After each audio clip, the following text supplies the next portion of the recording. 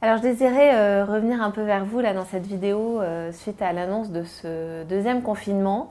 Parce qu'autant le premier confinement, on a pu voir une forme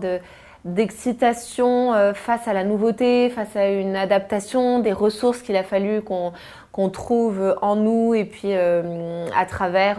tous nos contacts, tout ça, pour s'adapter à cette situation, trouver des choses nouvelles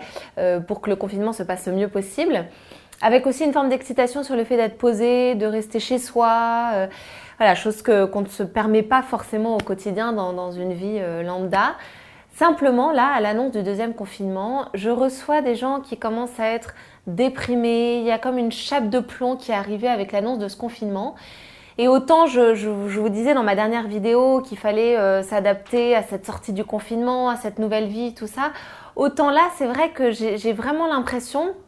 que beaucoup d'entre vous vous sentez désœuvrés avec cette sensation déjà d'impuissance totale et de fond du tunnel qu'on ne voit pas arriver.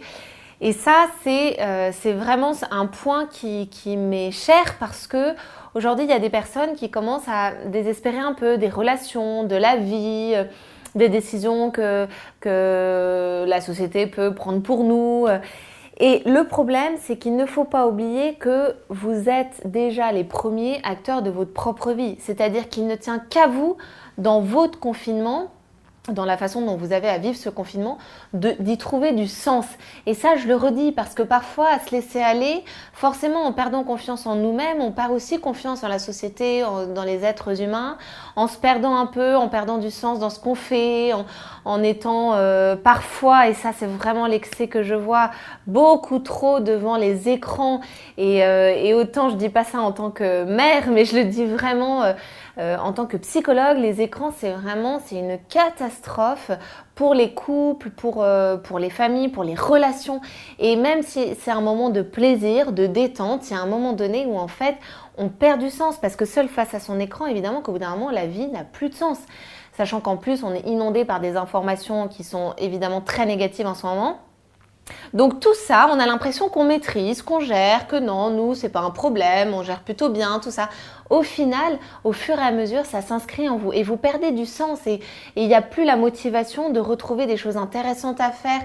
Et je vous encourage dans ce deuxième confinement, qui est certes très différent du premier, mais qui reste quand même, qui nous limite quand même évidemment dans notre liberté au quotidien, à vous ressaisir malgré tout de votre propre liberté intérieure et de ne pas laisser ce temps en attendant que le Covid soit fini. Non!